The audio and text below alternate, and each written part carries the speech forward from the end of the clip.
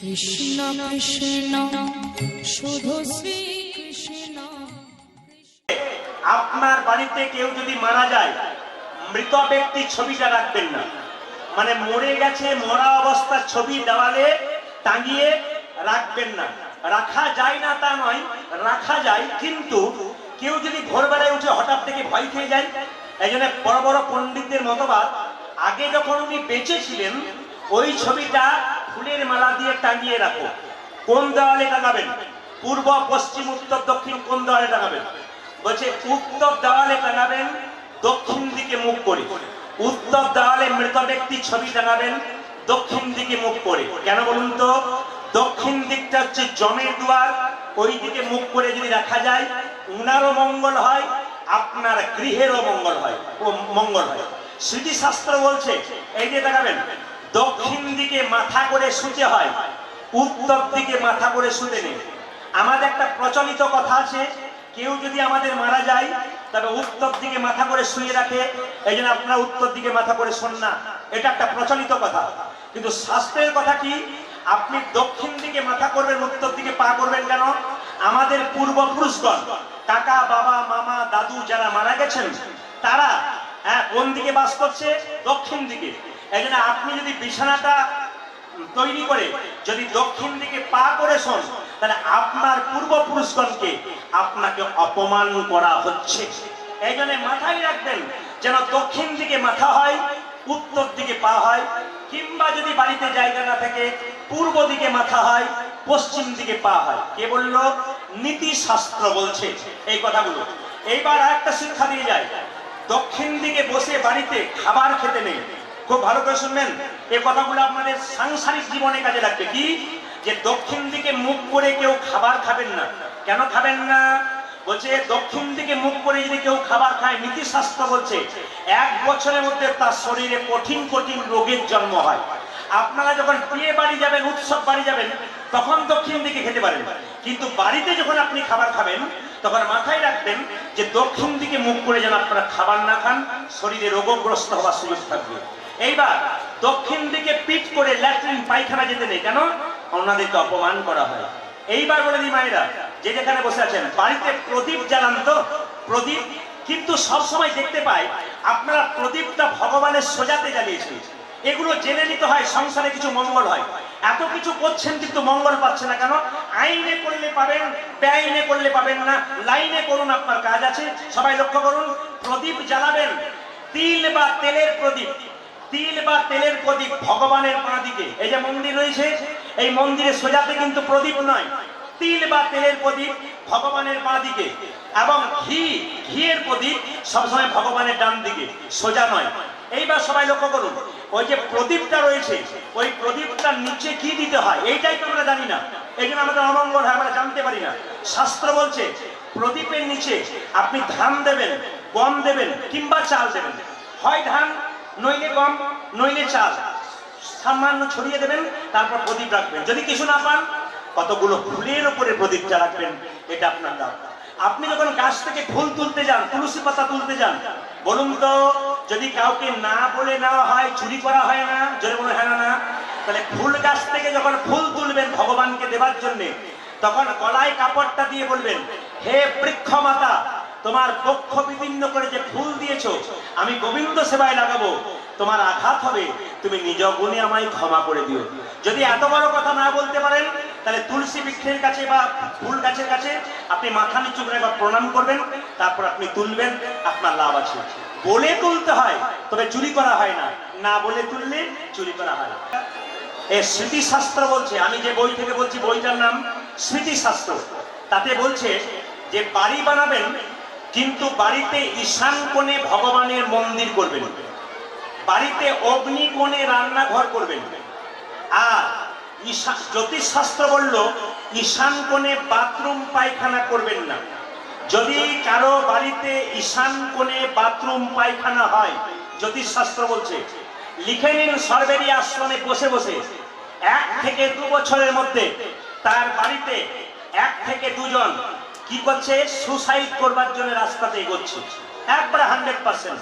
এই জন্য সাবধান থাকবেন, যখন আপনি বাড়ি করবেন তখন বাড়িতে আপনারা হ্যাঁ, ঈশান কোণে ভগবানের মন্দির করবেন, অগ্নি কোণে রান্নাঘর করবেন। এইবার বলে দিই, সুন্দর সুন্দর ছোট ছোট নীতিশাস্ত্রের কথাগুলো শুনে নিন।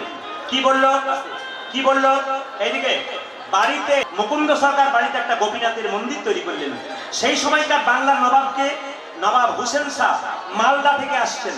তার পেটে বড় যন্ত্রণা। একজন বলল, নবাব তোমার পেটের রোগ ভালো হবে, মুকুন্দ কবিরাজের কাছে যাও, কিন্তু তার একটা শর্ত আছে, সে গরিবের চিকিৎসা করে কিন্তু বড় লোকের করে না। তুমি তো নবাব, তোমার করবে না। বলছে তাহলে তোমাকে কি করতে হবে? তুমি হুসেন ফকির সেজে যাও, দেখবে তোমার চিকিৎসা হয়ে যাবে। বাংলার নবাব হুসেন ফকির, নবাব হুসেন শাহ ফকির সেজে আসছে মুকুন্দ সরকারের কাছে।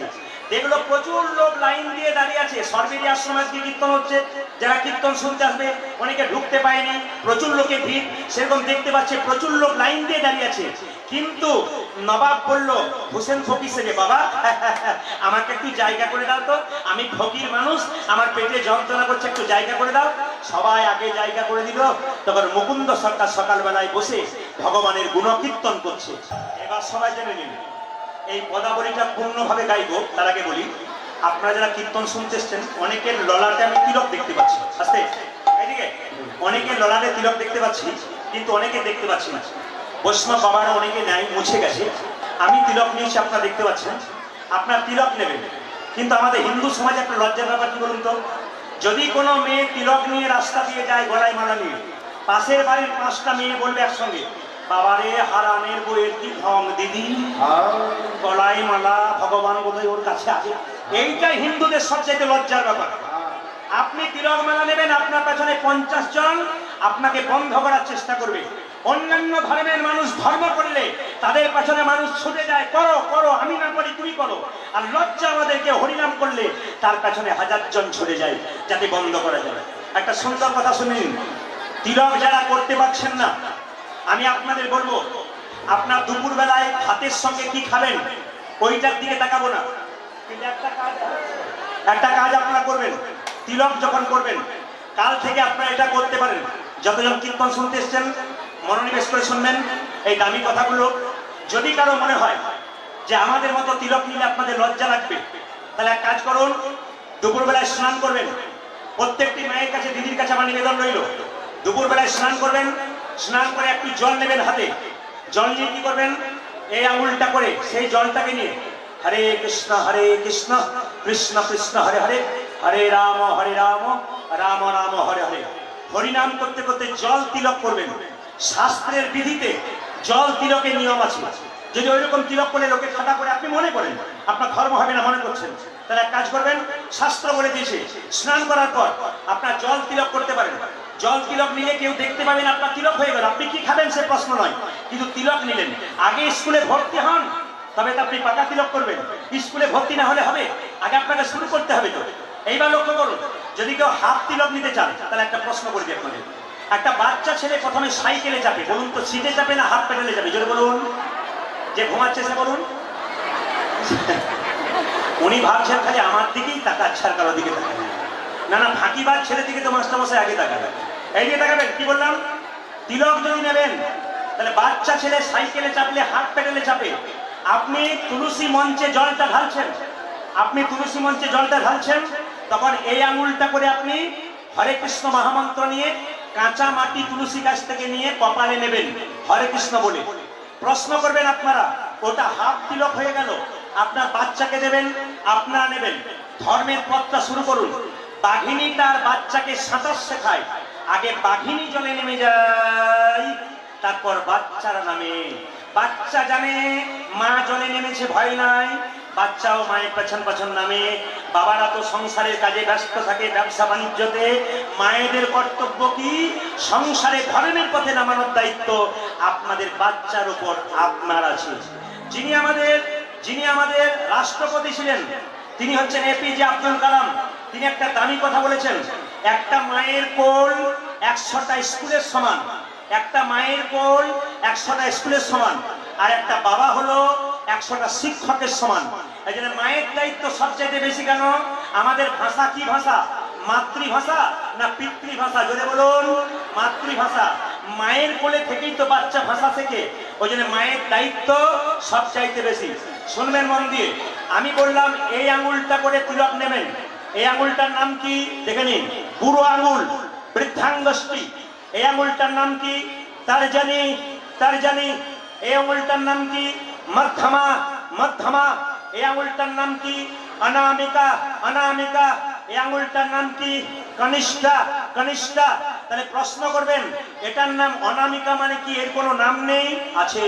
এটা ভগবান বিষ্ণুর আঙুল। এই আঙুল থেকে সব কাজ শুরু হয় ভগবানের সেবার। লক্ষ্য করুন, দিনে 3 বার গুরু মন্ত্র জপ করছেন। গুরুদেব কোন আঙুল থেকে আপনাকে জপ করতে বলেছে বলুন? দেখান কোন আঙুল থেকে। এই আঙুল থেকে জপ শুরু হয়। এটা ভগবানের আঙুল। এবার তাকিয়ে দেখে নিন, ভগবানকে যখন তুলসী পাতা দেবেন তখন আপনি এই আঙুল স্পর্শ করে দেবেন, নইলে দেওয়া ব্যর্থ। আপনি এই আঙুল স্পর্শ করে বাতাসা দেবেন, এই আঙুল স্পর্শ করে নকুল দানা দেবেন।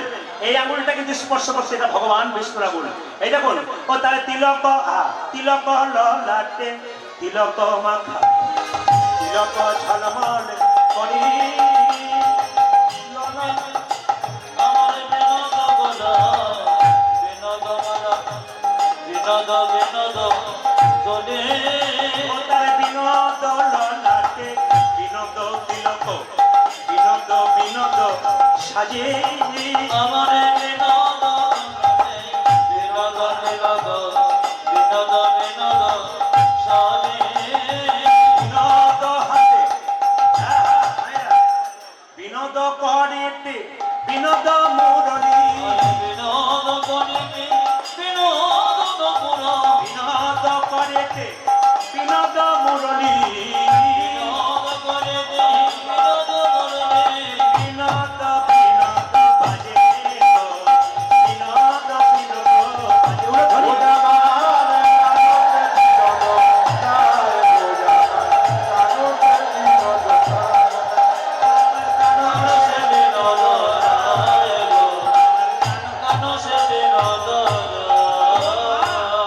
ভগবান বিনোদ মানে সুন্দর, মালাটাও সুন্দর। যে মেয়েটা মালা গেঁথেছে সেও সুন্দরী।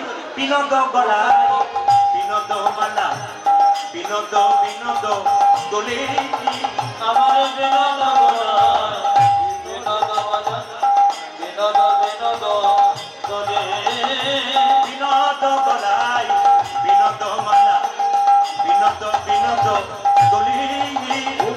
বিনোদ মালা বিনোদ দোলে ওরে কোন বিনোদিনী বিনোদ গাথনি আমার কোন বিনোদিনী বিনোদ গাথনি কোন বিনোদিনী বিনোদ গাথনি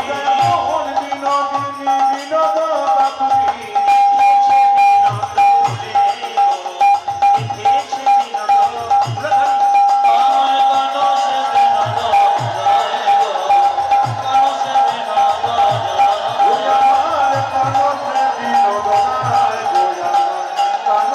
বিনোদ যায় বিনোদ কটিতে বিনোদ ধতি বিনোদ সাজে আমার বিনোদ গতিতে বিনোদ ধতি বিনোদ সাজে বিনোদ কটিতে বিনোদ ধতি বিনোদ সাজে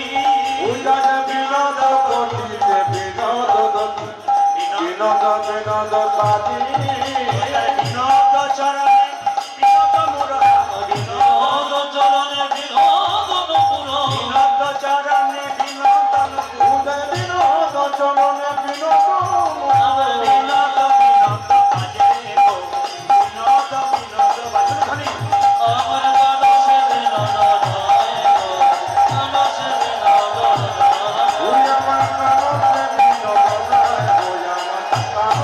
বিনোদ যায় যিনি পথ চালিয়েছেন তিনি কি বলছেন, যদনাতে কয় বিনোদ নাগর বিনোদ কদম্ব তলে আমার জগন্নাথ গয়ে বিনোদ নগর বিনোদ কদম্ব তলে যদনাতে কয় বিনোদ নাগর বিনোদ কদম্ব তলে যদনাতে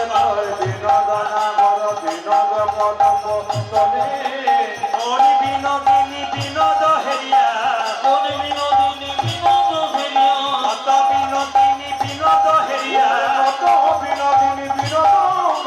কলসি ভাষাইল জলে গো কলসি ভাষাইল জলে যাইব হরিব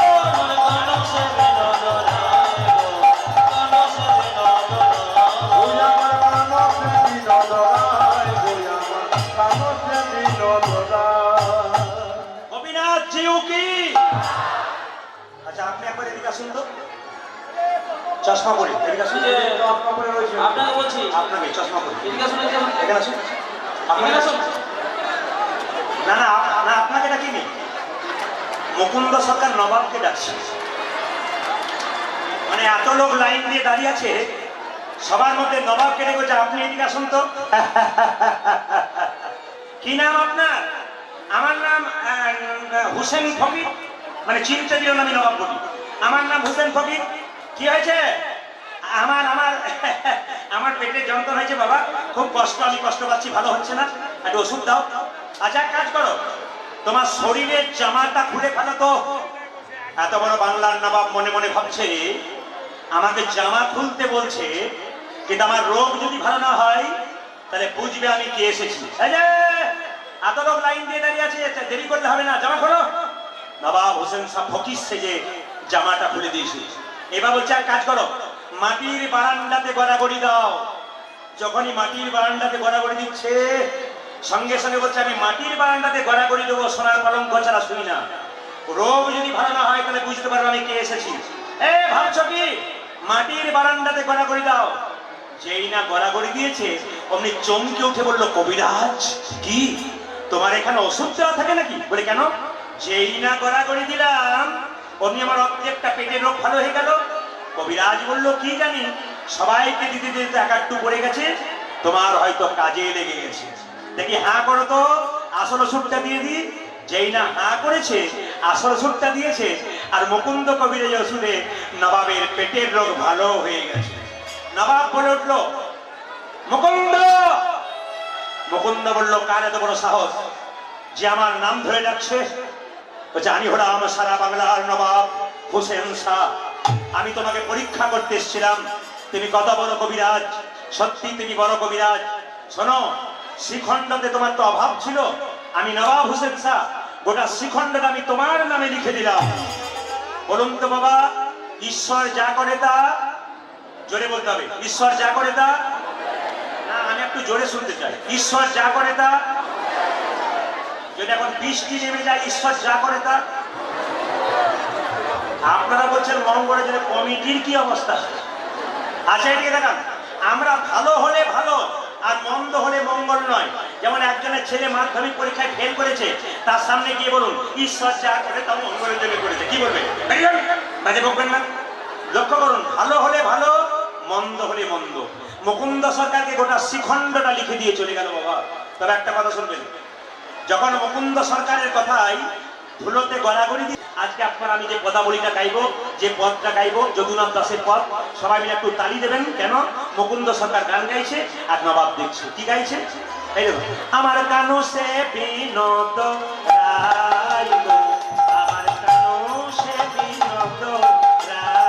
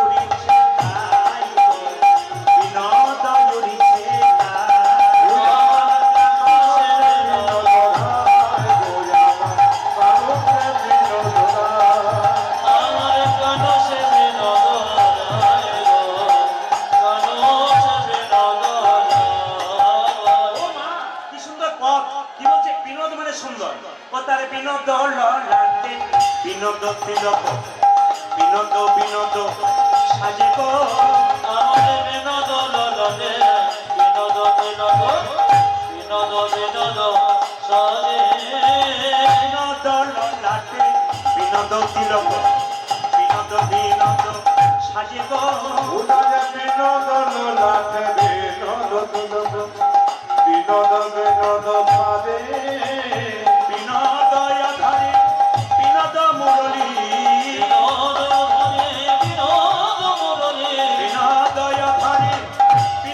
ধরণী পূজা দীন দয়াধর